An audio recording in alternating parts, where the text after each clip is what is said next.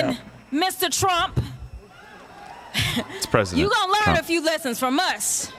No, he won't. Oh, wait, no. And That guy behind her, I seen him in MASH. You and your little friend off of Twitter.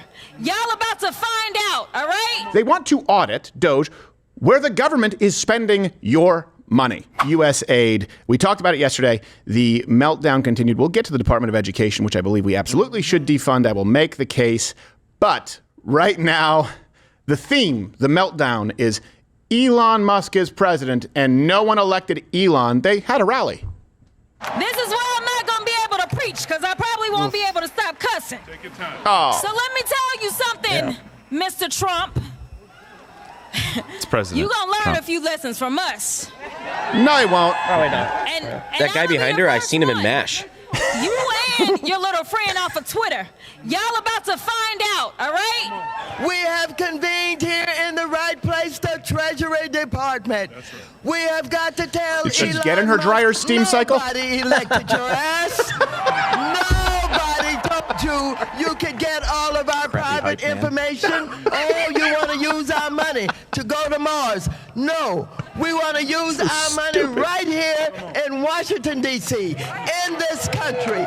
We cannot allow Oh, this is Elon great. Musk Yes. and a small group of people to secretly, behind closed doors, take away our privacy, take away our dollars, take away everything we have. We are going to fight this fight. I am going to stand with you in this fight, and we will win.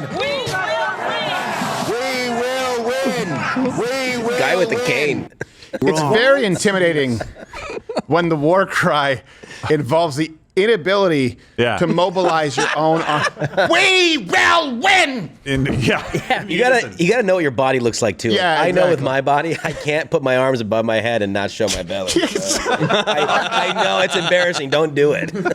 He doesn't know where his body is in space. Oh, privacy they care about. Freedom of speech they now care about. Okay. Not when you were jailing Americans without due process and, of course, violating Americans' privacy, whether it's data mining or the Patriot Act, all of which, the left has supported or until they claim that they oppose. And just to be clear, these people are really, really, really mad that tax dollars could be used to audit the professional auditing agencies. Mm-hmm. I want to be really clear about that. They want to audit, DOGE, where the government is spending your money. This is their civil rights cause, that the government should not be accountable to anyone. The Daily Beast, they even did a hit piece on the DOGE team. It's Unmasked, Musk's secret DOGE goon squad, who are all under 26, as opposed to the people on your side who are all over 85? Look at those goons. They look so dangerous. Some of the smartest people Look at you these can put on goons. projects. Look at this highly diverse group of goons. Yes. They're terrified. Like we said, USAID is the first stone we turned over. Okay? This is why they're terrified of us going into the Department of Education. This is why they are terrified of us looking into the CIA, the FBI. Insert any government bureaucracy here. You want to talk entitlement? How about the entitlement of knowing that there's $500 billion a year in fraud, having done nothing about it, and feeling as though you have the right to never do anything about it? That's their position. They haven't proposed, just to be clear, some other kind of efficiency mechanism or auditing tool. They have not. They've just said, no, your tax dollars to us, never ending supply, we never answer to you. Do you understand it? Comment below. Do you despise the left enough? It's not a legitimate party in this country at this point. So this is just the start of it. Let's go through a couple of examples. Donald Trump delivering exactly on his promises, President Trump. Tuesday, USAID said that all the direct hire employees globally would be placed on leave, excluding some key core positions. And you know who isn't mad about this? The supposed USAID recipients in Africa. It's actually moved out of the rails for 300. Yes, I support the lady. Trump should cut everything completely. He shouldn't even make it 99, 90, whatever this. He should cut it completely. We don't need it. It rather goes to other individuals, but not us. Please, he should cut it completely. I didn't understand it fully, though he did go on to say boombale, boombale, boombale. I agree. I think that was MC Baba. Yeah. MC Bob. He does Come speak. on. Yeah, there he is. That's where USAID's money went to. had was that? those music videos. Someone supercut MC Baba to Chuck Schumer. Nice. Yes. I want it before the end of the show. By the way, music moves through me.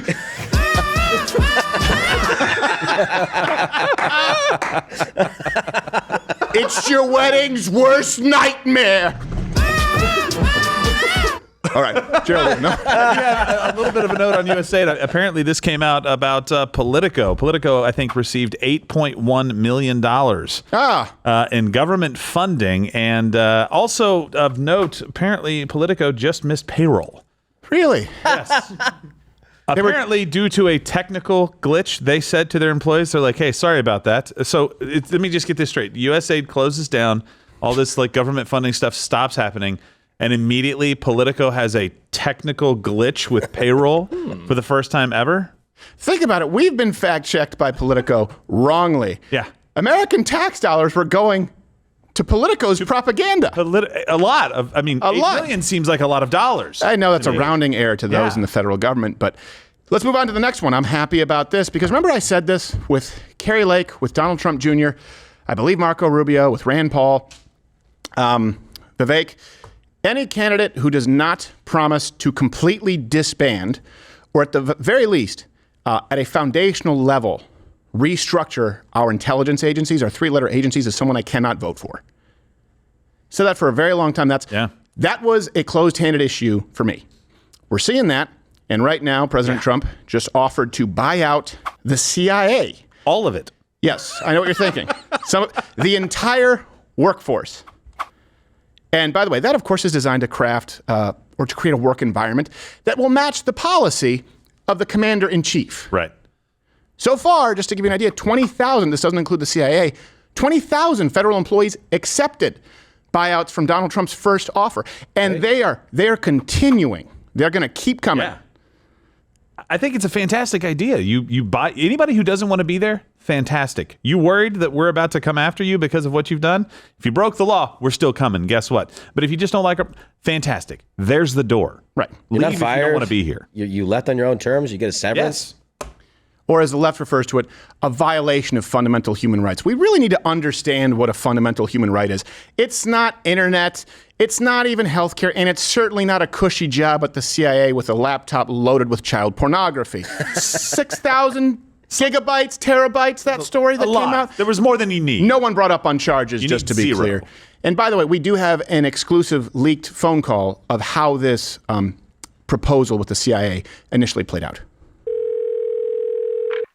Central Intelligence, how may I direct your call? I want to talk to the boss. I'm sorry, sir. I need an extension number. I don't have a number. Just put me through to whoever's in charge over there. I'm sorry, sir, but... Sir, I was saying, I'm sorry, but... Sir, what are you... Are you pressing buttons? Operator! Sir, I am the... Operator! No, sir. Sir. You have 2 days. I think it's fine. It's what I voted for. Now I won't be able to operate my iPad with a wet finger. Why is I should have thought this through. Didn't. Here's another one. The FBI now has agreed to turn over the files on, I know what you're thinking, a few, because we've been told there are a few bad people a few bad apples. Just a couple. Yeah, it's not rotten to the core. A handful. 5,000 employees who worked on the January 6th case. What? 5,000 employees. Just a couple. Isn't it crazy to think of how many more employees there were involved than people actually brought up on any type of charges in January 6th? Yes. That's like, how many employees? Can we do the math? How many employees per person? 3. There's about 1,500 J6ers, about 5,000. So you're looking at a little over 3-point-something people per J6er. And as far as violent J6ers, you're talking just very, very low triple digits, if that. So wow. You think the government is looking out for you? They can mobilize all of their resources when it comes to falsely prosecuting you. Every person prosecuted had at least at least 4 employees working on their case. Think about that. By the way, you said this and it just stuck with me. They agreed to turn over the files.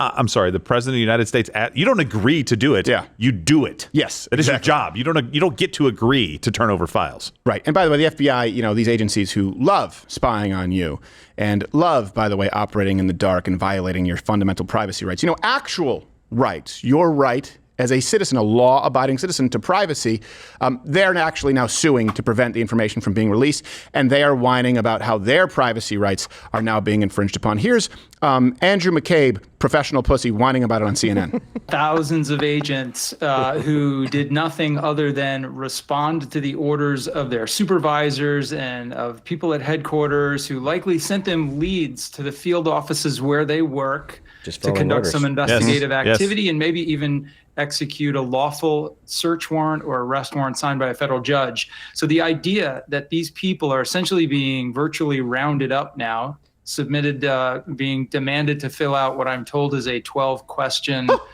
survey, which is mostly yes or no answers, to identify themselves as people who are who may be targeted for some sort of retribution or punishment. It's absolutely disgraceful. By the way, I answered more questions on the warranty quality survey on my latest Ryobi power washer. Yeah. With the warranty card. Yeah. 12 questions. You could do that on a smoke break. Yes.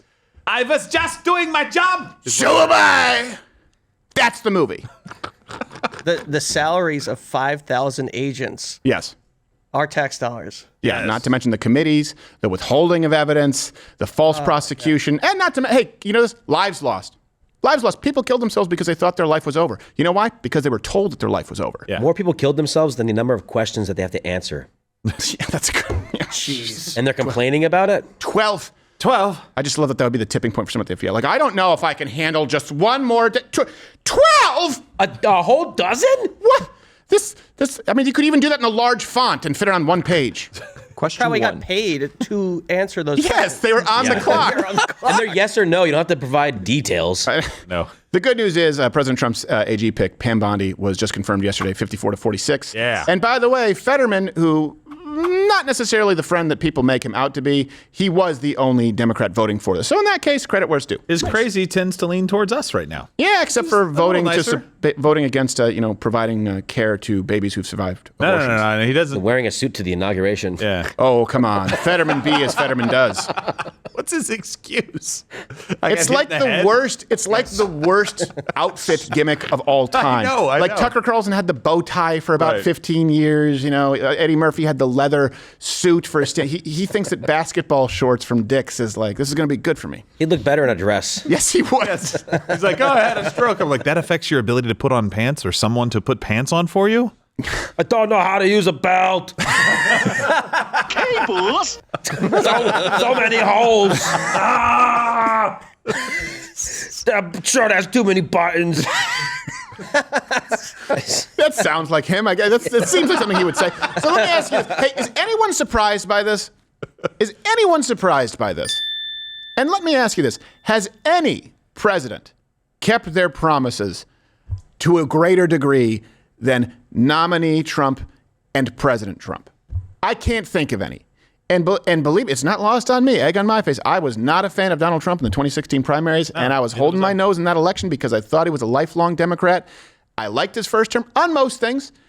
This is a whole new beast right now, this first term. And I honestly, you know what? I think, and I always hate to think this way because you always want to prevent damage before it takes place. I don't think this could have happened without the 4 years of Biden.